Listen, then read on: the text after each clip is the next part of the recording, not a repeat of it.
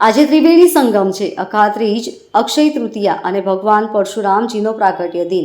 ત્યારે સુરતમાં અક્ષય તૃતીયા નિમિત્તે સોના ચાંદીની ખરીદી કરવા જ્વેલર્સમાં ભીડ દેખાઈ હતી. જો કે સોના ચાંદીના ભાવમાં અગાઉ સતત વધારા બાદ હવે ભાવમાં થોડો ઘટાડો થયો છે. ત્યારે મુહૂર્ત સાચવવા લોકો આજના દિવસે સોના ચાંદીની ખરીદી કરે છે. હિન્દુ ધર્મમાં તહેવારોની કોઈ કમી નથી, પરંતુ અખાત્રીજને ખૂબ જ વિશેષ માનવામાં આવે છે, જે વૈશાખ મહિનામાં આવે છે. પંચાંગ અનુસાર અખાત્રીજનો તહેવાર દર વર્ષે વૈશાખ મહિનાની શુક્લ પક્ષની તૃતીયા તિથિના રોજ ઉજવવામાં આવે છે.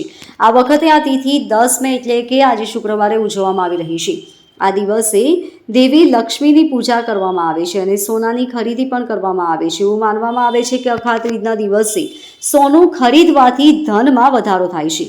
આજે ત્રિવેણી સંગમ છે. અખાત્રીજ, અક્ષય તૃતીયા અને ભગવાન પરશુરામજીનો પ્રાગટ્ય દિન. ત્યારે સુરતમાં અક્ષય તૃતીયા નિમિત્તે સોના ચાંદીની ખરીદી કરવા જ્વેલર્સમાં ભીડ દેખાઈ હતી. જો કે સોના ચાંદીના ભાવમાં અગાઉ સતત વધારા બાદ હવે ભાવમાં થોડો ઘટાડો થયો છે. ત્યારે મુહૂર્ત સાચવવા લોકો આજના દિવસે સોના ચાંદીની ખરીદી કરે છે. આજના દિવસનું અખંડ મુહૂર્ત હોય છે. આ મામલે જ્વેલર્સ હોનર ચોકસીએ જણાવ્યું હતું કે અખાત્રીજનો આ યોગ 27 વર્ષ પછી આવ્યો છે.